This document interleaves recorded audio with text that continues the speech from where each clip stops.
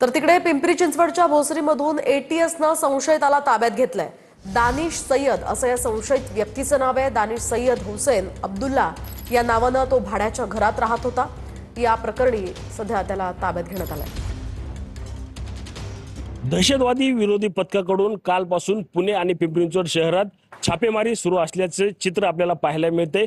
पिंपरी चिंचवड शहरातील बोराडेवाडी परिसरामधील हीच निर्मिती शुभयोग सहकारी संस्था जी आहे ती या सोसायटीमध्ये देखील रात्री 3च्या सुमारास एटीएस कडून जी आहे ती छापेमारी झाल्याची माहिती जी आहे ती आता समोर येते। दानिश सय्यद असं ताब्यात घेतलेल्या व्यक्तीचं नाव जे आहे ते आहे। याच इमारतीच्या 5व्या मजल्यावर 501 क्रमांकाच्या फ्लॅटमध्ये जो आहे तो हा दानिश सय्यद राहत असल्याची माहिती स्थानिक सोसायटी धारकांकडून जी आहे ती मिळालेली आपल्याला एकूण पाहायला मिळत आहे। मात्र यामध्ये एक धक्कादायक माहिती जी आहे ती समोर येते।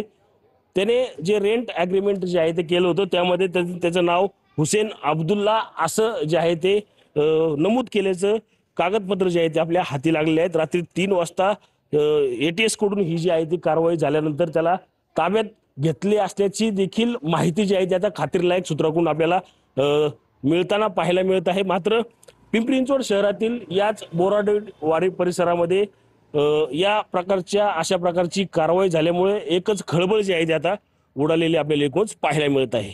रणजित जाधव, TV9 मराठी।